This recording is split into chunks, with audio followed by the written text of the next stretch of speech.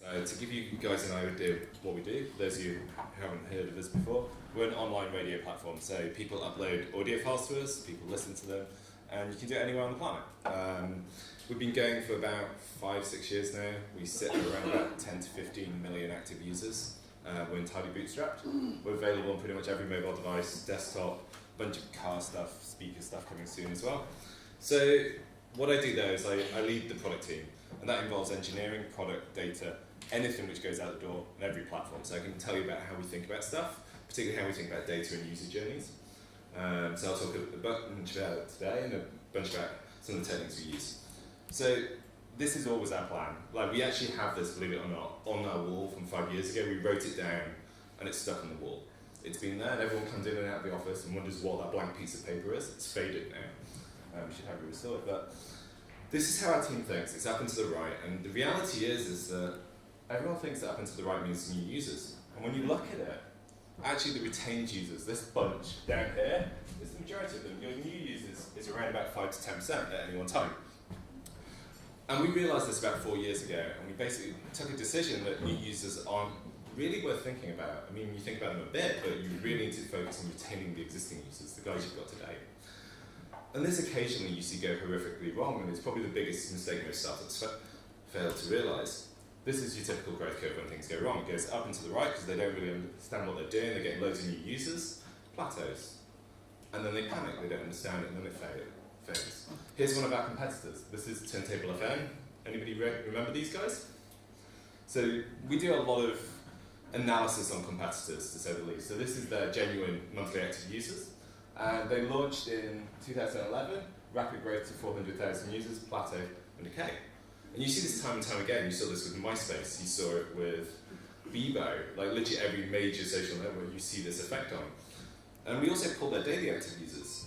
You can see the vibrations here is actually the week versus the weekend. So we've got week here, weekend, week, weekend. So that gives you an idea of how kind of accurate this data is. And what you see when you compare these two, so we go back, is that the daily users actually starts to decline and plateau around about 2 to 3 weeks before the monthlies do.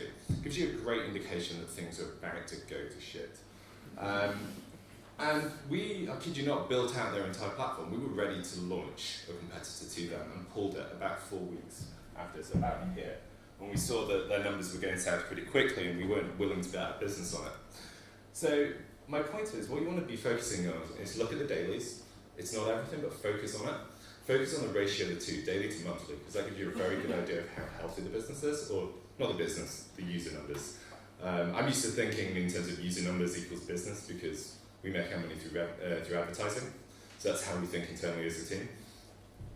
So what you see is when this decays, you end up plateauing. And the reason you plateau is that they've built up this retained user base. And these are their hardcore fans.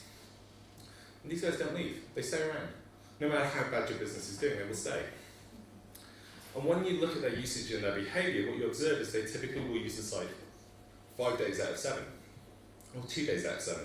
You've set up some kind of cycle in their behavior, usually to do with a weekday or a weekend, and they're coming back every day it's available. So in terms of time, in terms of a music site, you usually see Monday to Friday, because they're sat at a desk working, or you see the weekend because they're commuting, they're out and about with their friends, and they're using it on mobile. And this is pretty typical of most businesses, and certainly everybody who's they try to dig into always ends up seeing this pattern. For us, we actually see 2 different types of users. Monday to Friday, that's somebody sat on their desktop, and that desktop predominates the use case, and then we see Saturday and Sunday is where mobile usage goes sky high, particularly iPad, as in tablets as well. So I'll talk about KPIs a bit. So this is kind of your flagship. This is how you think about your product. We have one number we care about internally, and that's the listener minutes per month. Well, by per month, I actually mean 28 days. And the reason I mean 28 days is because it's divisible by 7. It ends up being easy to calculate. It ends up flat over a long period of time. Well, hopefully going up, but you don't end up with these weekend ripples. So what you need to do as a company is pick a single KPI, one number, which is important to you and represents your product. For us, this is listener minutes per 28 days. I can tell you now, Airbnb's internal one is night stay, Eventbrite's is ticket booked, SendGrid is mail sent. Usually a 28-day window, sometimes a 7, sometimes a 14, sometimes a 56-day window, depending on the type of business you are. So auction businesses, you tend to see a bit longer. something which is a rapid turnaround like us, you sometimes see a bit shorter, but 28 days is typical. My advice would be to pick a single metric, not 4, not 5, not 3, 1. And the reason for that is it aligns the team internally. As soon as the entire team's decision-making process is around one number, you can optimize for it. So we rolled this out in our team, let's say 18 months ago, and it transformed the way every decision was made. Every argument, every quarrel was boiled down to, does it make this number go up or down? Yes or no? If it goes up, we think it's good for the business. And I'm sure as we evolve over the years to come, we'll probably add 1 or 2 more metrics, but this is the number 1 key one. This is the one which every decision could expect to. So dashboards. These are actually some of our live dashboards, so please don't repeat the numbers off them if you can see them. I can't see them from here. So we put everything we can on a dashboard. These dashboards are available throughout our office. Everyone can see them. No data is hidden from anyone. Everybody has access to 100% of the data. They can log in, they can run queries. This is just a philosophy for us, and actually we train our sales staff, we train our account managers, anybody, even the interns, how to use this system, because we believe that the more eyes on it helps us find patterns. So we use Hadoop, we use Elk, which is Elasticsearch, Logstash, and Kibana. We run Graphite and Grafana. These are a couple of the systems we use. They're fantastic. We use them for alerting as well, so if something goes wrong, we will know about it. So this actually woke up our engineers. This is because commenting has gone sky high. We've tripled or quadrupled in a 24-hour period. Turns out the spam bots have figured out how to break our systems again. They're annoying. So how do you grow users? And we believe that there's like a couple of formulas for it. And we call this entire system user accounting. This is how we think about the process of a user evolving. And if you take anything away from my talk today, take this away. Run this on your model or on your users and see how it holds up. So we think of users as in three states. Active, so that's these guys up here. Inactive, down here. Active is defined as somebody who touched the service in the last 28 days. So they listened to a piece of content in the last 4 weeks. Inactive is somebody who has previously listened, say a year ago, but didn't listen in the last 28 days. Then we have dead. These are the guys who decided to cancel their accounts and permanently close it down. And then we have 4 user states. These are 4 things users can do. They can be born, so they can sign up to the service. They can come here for the first time and experience it, and then by default they're active. They can sleep. They were active, and they became inactive for whatever reason. They lapsed. And then you can awaken them. These are your old inactive users. Maybe you had an email address for them. Maybe you emailed them, they came back to awake. So these are guys who didn't use your service 2 months ago, but did this month. It's kind of a uniquely beneficial relationship for these guys. If you can get it right, you can bring back lots of people from this path. And then you've got the dying users. So what you find is you want to maximize this, you want to minimize this, you want to maximize this, and you want to minimize this. Very rarely is this consequential. Normally you can ignore this bit, but it just completes the picture for now. And what we want to do is we want to drive this here as high as possible. And we want to kind of reduce this, but this will continue to grow no matter what you do, because you'll find that most users will come in here, use the service, and then go to inactive. But this is still a huge opportunity. So what we do is we plot this, and we measure each of these points, and we measure it every 7 days and 28 days. And we literally just take a bucket of accounts for our users. So here's 2 sites for an example. So site A starts with 1,000 users in one cycle, ends up with 1,500 in the next cycle. Site B, 1,000, 1,500. So these sites externally are growing exactly the same, like from 1 month to the next. But when you dig down into that data, what you realize is this one has got 800 new users coming in.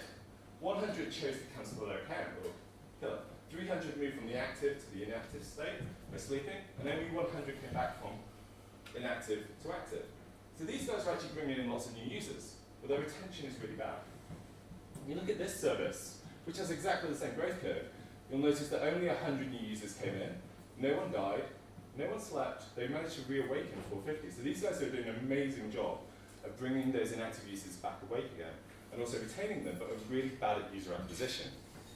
And when you dig into most startups, you'll find that they either fit 1 or 2 categories. Usually, they're this type of company. They're bringing loads of users, churning them, and they will go up and go down again. What's more interesting is when you see somebody who does this, where they're continually compounding users at a very slow rate. Because this, you can actually acquire users pretty easily. That's not too hard to do, but fixing the retention is a nightmare. So I would advise you to look at your product, look at your types of users, just do these calculations. It's a little bit tricky, But once you've done it once or twice, you'll start to understand where your opportunities are. So you might realise that you have to focus more on retention or on acquisition. And we do this all the time, and 9 times out of 10, our problem is how do we bring more users back from that inactive state, not how do we acquire new ones. Retention goes. This is another tool we use pretty regularly. We take the idea of a feature and we plot it against a 0 to 7. And this is how often do users use that feature in the last 7 days. So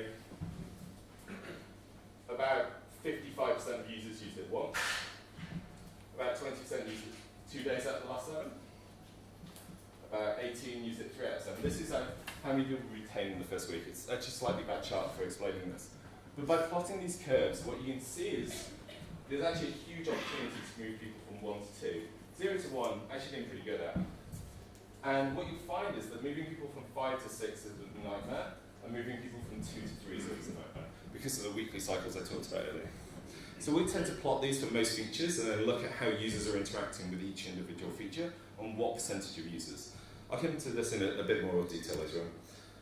So you kind of know how your users are evolving, but what are the main opportunities? What product features should you be doubling down on? Which ones should you kill off? This is something which we face every single week as a development team. And we solve it in basically the same way every single time. The first thing we do is brainstorm a dozen things which we think correlate to user retention. In this case, this was one of our last brainstorms. It's maybe 30, 40 items, I'm not sure. We then take each one of these and we plot a curve for it. And these curves, once you begin to understand them, tell you a hell of a lot about how users are interacting and behaving. So for this one, for example, this is how many people did you follow in week 1. So, I don't know, basically nobody followed 50 people, a bunch of people followed 0, a bit less 1, and you kind of see it decaying. We plotted it for 2 different groups of users. The blue group is users who did not retain on the service. The red group is users who did retain on the service. And you can see that these curves basically perfectly overlap in this case. So from this, we can ascertain that the number of people you follow in week 1 is essentially irrelevant to whether you stay around on a service, which for us came as a huge shock because we spent 4 years optimizing that. I'm not sure why or how, we just decided it was the best gut instinct we had, but it's wrong. And we changed how we think about it based on this graph alone. So we then flipped this over and said, what happens if we ask the question, how much did you listen in week 1? So again, we have retained users in red, they're not retained in blue.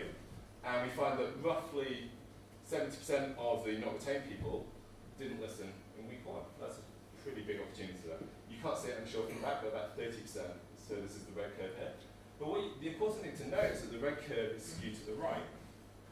And they're the retained users. So what we're seeing here is that retained users are more likely to listen in week 1 than the unretained users. You have a big problem with this, that it could be cause or effect. There's ways of breaking that down and proving it. But I'd recommend you look at these kind of charts and you'll start to see these patterns and you'll start to see what kind of behaviors you want to accelerate and which ones are a waste of time to try and accelerate. So we now focus entirely on this metric and moving this. We have proven the causality stuff, but I haven't really got enough time to get into it today.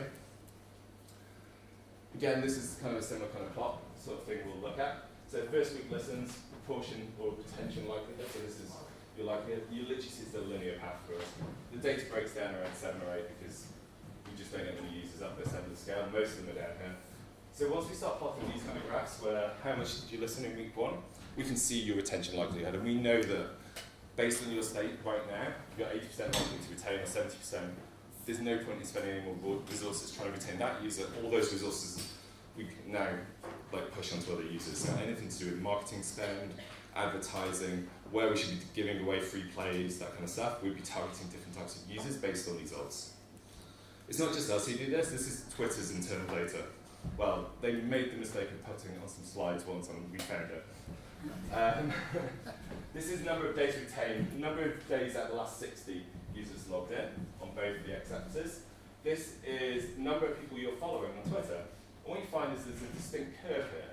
So once you get people following more than 30 people, everyone you add essentially bumps you straight up that retention curve.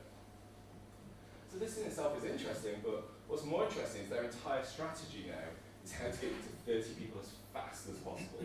If you look at their entire on-ramp, their first 30 to 60 days worth of experience, it's basically making you follow people one after another. They remove a lot of actually site features to get you through this as fast as they can, and they actually change their site experience after you hit a certain number. This is another one of theirs, and this is the ratio of how many people you follow you back. And in this case, you can see that about a third, so somewhere around here, there's this magical number where if you keep pushing people up to a third of people following you back, you're more likely to retain. And the reason for this is once you bump that number up, you actually get conversation going both ways. So Twitter's no fun if nobody's talking back to you.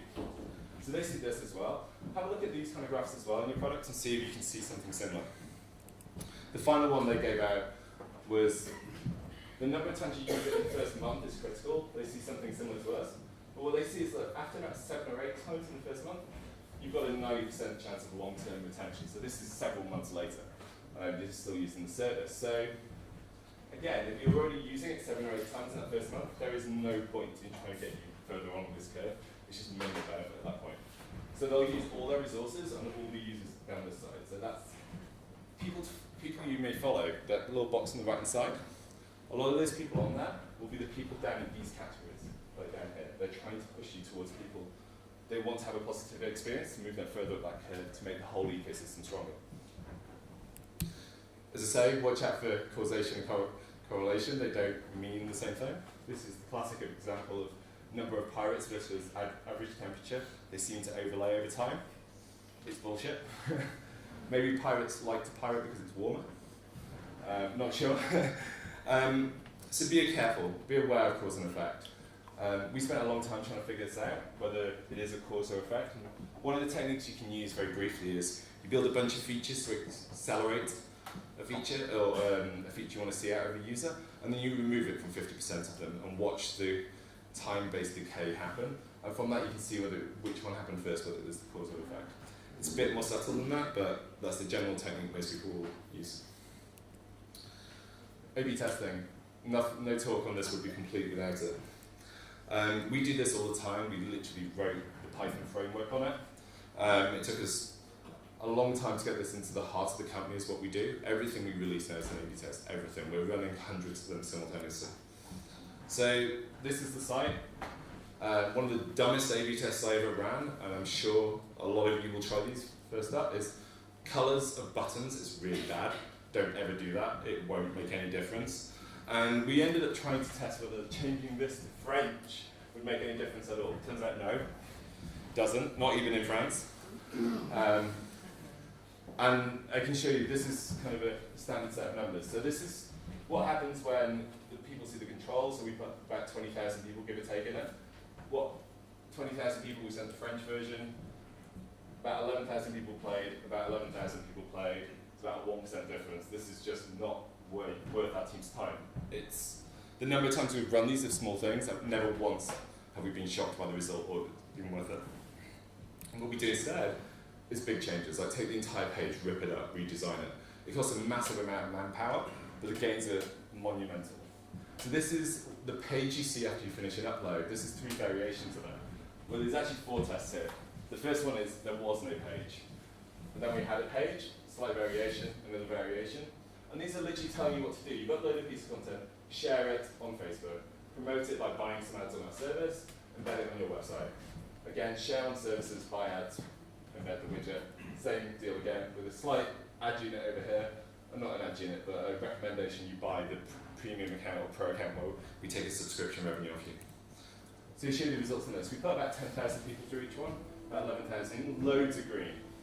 What you'll notice is the control without anything. So let's take Twitter sharing, for example. About 500 people shared it. In this case, we've doubled it by adding a page to it, to about 1,100 in this case. So 87% increase, significance level 100%. Again, checklist full, nicely up.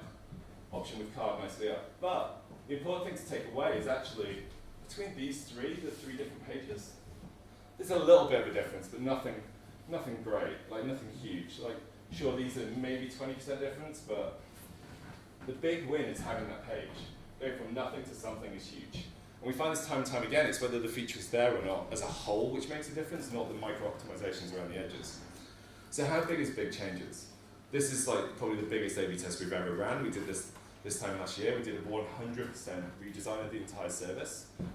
And we ran this as an A/B test. This is yeah, the team was willing to bin the entire code base 6 months worth of work if this test did not fail. Or did not win, sorry, not fail. I recommend if you're doing this, go big, go really big, because that's where the wins are, don't go small. But you have to be aware that if it fails, you have to bin that work.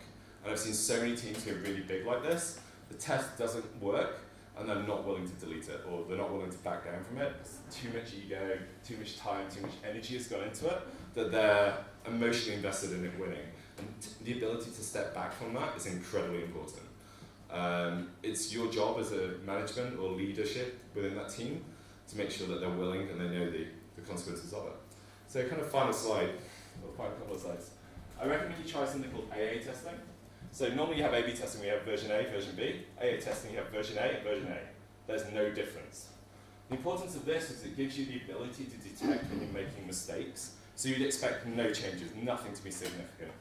And the number of teams I've seen who've run this and discovered that something is significant and they should be doing it, when both are identical, it kind of gives you this immediate insight internally that you've just screwed up and you don't understand what you're doing, the data's wrong, something is wrong. It's incredibly hard to do this stuff correctly, and there's never any feedback that you're wrong unless you do stuff like this. You can go one step further and do AA/BB tests where you have 4 versions, 2 are the same, and another 2 are the same. That helps a lot as well. The numbers get a little harder to run, but there's a bunch of maths you can read online about this. So kind of final slide. And this is the philosophy of my team and how we think. A good plan violently executed now is far better than a perfect plan next week. So if you're going to do this stuff, do it today. Time is massively important. Don't wait until tomorrow. Cheers.